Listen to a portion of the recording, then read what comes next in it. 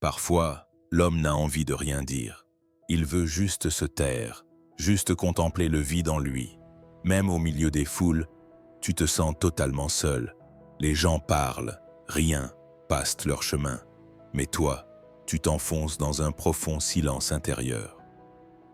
Parfois, tu ne sais même pas pourquoi tu es triste. Il y a juste quelque chose qui te ronge. Un manque indéfinissable, un vide que tu ne peux expliquer. La nuit, avant de dormir, lorsque tu poses ta tête sur l'oreiller, tu fixes le plafond, les yeux embués. Personne ne connaît le poids dans ton cœur, car cette solitude est différente des autres. Mais peut-être que ce sentiment n'est pas là pour t'entraîner dans l'obscurité, mais pour t'aider à trouver la lumière en toi. Peut-être que ce silence est le moment où ton Seigneur est le plus proche de toi. Car parfois, lorsque tout le monde t'abandonne, Allah t'attire à lui. Il te fait taire pour que tu puisses l'entendre. Il brise ton cœur pour que tu trouves le véritable amour en lui seul. Cette vidéo est pour toi. Si tu portes une solitude indescriptible dans ton cœur, ces mots sont là pour te trouver. Prends maintenant un moment avec toi-même et pour quelques minutes, laisse derrière toi le bruit de ce monde. Car dans cette vidéo, nous découvrirons ensemble 5 signes importants cachés derrière le sentiment de solitude. Peut-être que cette solitude, contrairement à ce que tu penses, n'est pas une punition, mais une invitation de ton Seigneur. 1. La solitude peut murmurer le désir de ton cœur de se rapprocher d'Allah. La solitude ressemble parfois à un sentiment qui te ronge de l'intérieur, comme si tout le monde continuait sa vie, mais toi tu étais figé sur place. Les gens rient, parlent, sont peut-être à tes côtés, mais personne n'entend le silence en toi. À ce moment-là, tu comprends. Même si l'extérieur est plein, il y a un vide profond à l'intérieur. Mais cet instant précis n'est pas une simple humeur passagère. C'est peut-être un signe spirituel. Cette solitude que tu ressens est en réalité le cri silencieux de ton cœur qui aspire à se tourner vers Allah. Car lorsque l'âme n'est pas satisfaite par le monde, elle cherche à retourner à son Créateur. Quand les foules t'épuisent, ton cœur recherche la véritable source de paix. La solitude est parfois le premier pas de cette quête. Réfléchis. Tu as tout, mais ton âme se sent toujours incomplète. Ce n'est pas un manque, c'est un avertissement. Arrête-toi, te dit-elle. La paix que tu cherches à l'extérieur n'est pas en toi, car elle n'est pas en toi, mais en celui qui t'a créé. L'islam ne voit pas la solitude comme une punition, mais souvent comme une opportunité. C'est dans la solitude que l'homme se tourne le plus vers la prière, la réflexion et la purification de son cœur. Le silence est l'endroit le plus clair pour entendre la voix d'Allah. Les portes de ton cœur que tu n'ouvres à personne s'ouvrent à Allah au milieu de ce silence. Et il est avec toi à cet instant. Alors, si tu es seul aujourd'hui, c'est un signe. Peut-être que le monde ne s'est pas retiré de toi. Peut-être qu'Allah t'attire à lui. Ce vide que tu ressens au fond de ton cœur est en réalité l'espace qui doit être comblé par la foi, l'abandon à Allah, son amour. Cette solitude n'est pas une rancune contre le monde extérieur, mais peut-être le premier pas vers la proximité d'Allah. Ne la sous-estime pas. Peut-être que ton voyage le plus précieux commence précisément à ce moment-là. 2. La solitude est un miroir de vérité qui te rappelle que tu n'appartiens pas pleinement à ce monde. Parfois, tu te réveilles le matin, le ciel est ensoleillé, les gens sont joyeux, la vie suit son cours, mais une brume invisible flotte en toi. Tu ne peux l'expliquer. Tu accompagnes les sourires, mais les rires sonnent faux. Il y a des gens autour de toi, mais une partie de toi se sent toujours incomplète. Dans ces moments, la solitude, contrairement à ce que tu crois, n'est pas un vide, mais le miroir le plus honnête que ton âme te tend. Tu n'appartiens pas totalement à ce monde.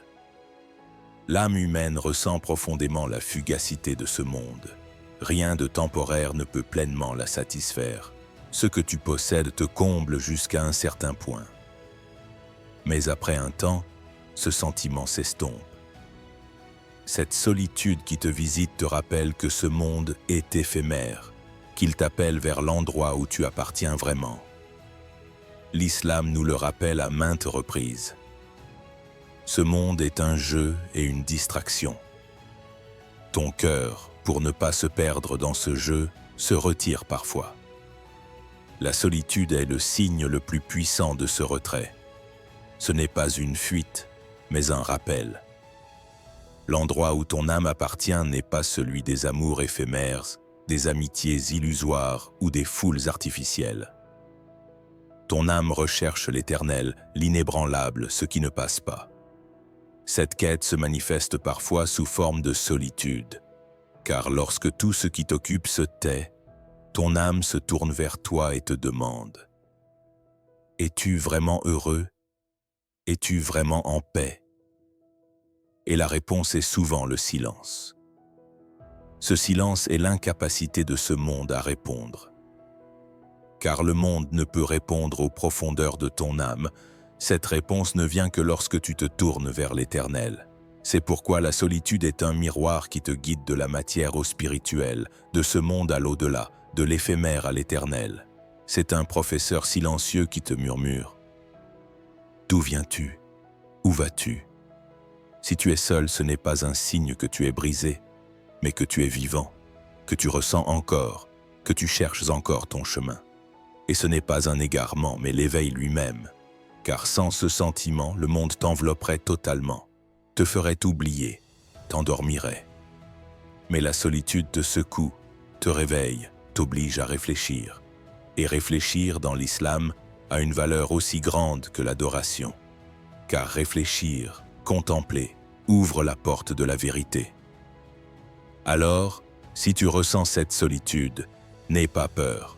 C'est la preuve que ton âme est encore vivante, que tu es appelé à un voyage vers ton Créateur. Peut-être que là où tu te sens le plus rejeté, tu es en réalité le plus remarqué. Car celui qui te voit, ce n'est pas tout le monde, c'est ton Seigneur. 3. La solitude est une porte silencieuse qui s'ouvre dans ton cœur pour prier. Il y a des moments dans la vie où, quoi que tu dises, personne ne comprend. Et quoi que tu pleures, personne ne voit. Des tempêtes grondent en toi, mais de l'extérieur, tu sembles silencieux. Tu es brisé, mais tu tiens encore debout. Cet état étrange et indescriptible, c'est la solitude. Mais cette solitude, contrairement à ce que tu crois, n'est pas un abandon. C'est le sol le plus pur où ta prière peut germer. Car c'est dans les moments où tu ne sais pas à qui parler que, poussé par une voix profonde en toi, tu lèves les yeux vers le ciel. Les mots s'épuisent, mais ton cœur est encore plein. Alors, ce n'est plus ta langue, mais ton âme qui commence à prier. Et cette prière qui ne vient pas de phrases apprises dans des livres, jaillit de tes larmes. Dans sa forme la plus sincère, la plus nue, peut-être que la seule raison de ton sentiment de solitude est de te tourner vers ton Seigneur. Car la prière peut être sincère même au milieu des foules. Mais la prière faite dans la solitude est différente. Cette prière porte une quête, un abandon, une confession. La voix intérieure qui s'élève dans le silence atteint Allah dans sa forme la plus pure. Dans l'islam, la prière est bien plus qu'une demande. C'est une expression de lien, de confiance qu'Allah t'entend, qu'il connaît ton état, et une leçon de patience. Et souvent, Allah te laisse seul pour t'éloigner des gens et t'orienter vers lui. Car tu apprends à prier, non seulement quand tu en as besoin, mais surtout quand tu ressens une solitude profonde. C'est parfois pour cela que la solitude existe. Quand tu ne peux t'appuyer sur l'épaule de personne, tu poses ta tête en prosternation. Quand personne ne t'écoute, tu te confies à Allah. Quand personne n'essuie tes larmes, la miséricorde de ton Seigneur t'enveloppe. De l'extérieur, cela peut sembler douloureux, mais en réalité, c'est le début d'un processus de guérison intérieure. Si ta solitude t'appelle à prier, c'est un signe. Allah ne t'a pas oublié. Il t'a simplement conduit au silence pour que tu puisses l'écouter. Il t'a retiré du bruit de la vie pour que tu ne l'entendes que lui. Cette solitude n'est pas seulement une épreuve, mais aussi un don. Ce n'est pas un repli sur soi, mais le moment d'ouvrir ton cœur. Car prier, ce n'est pas seulement demander de l'aide. Prier, c'est dire « Je suis là, ô Seigneur ». Et cet instant est celui où tu existes vraiment. Dans les 7 instants, 4. La solitude est une opportunité pour affronter les vérités de ton cœur. Un jour vient où le monde extérieur se tait et une voix, cachée même à toi depuis longtemps, commence à parler en toi. Cette voix est celle des émotions refoulées, des décisions repoussées, des vérités dont tu as fui. Et cette voix ne s'entend que dans le silence, que dans la solitude.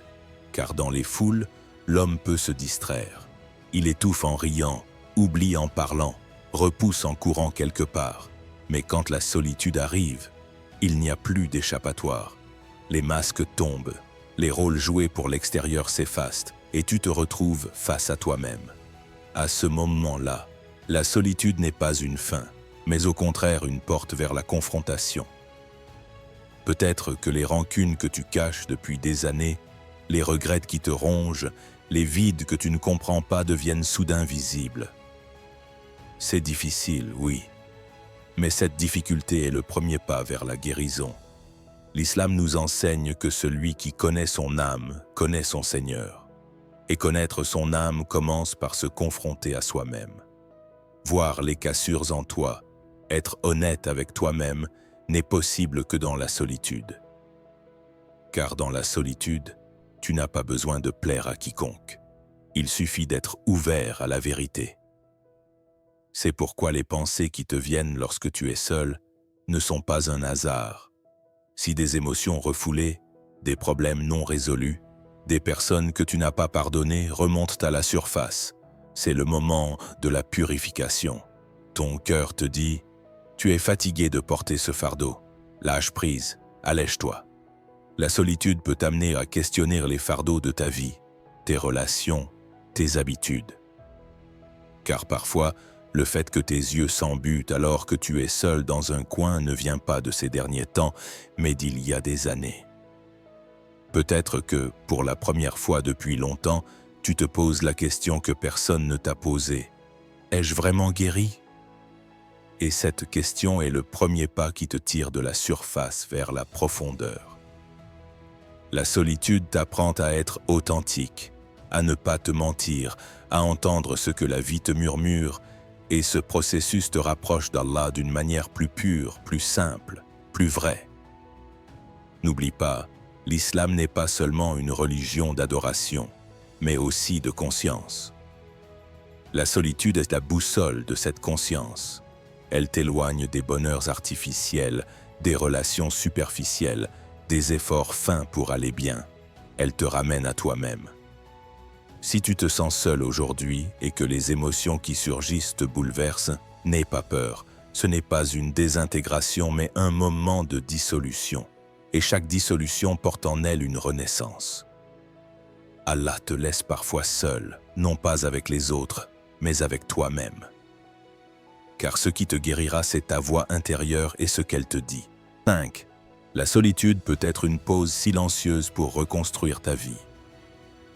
Parfois, la vie s'arrête sans prévenir. Pas un son de tambour, pas un avertissement.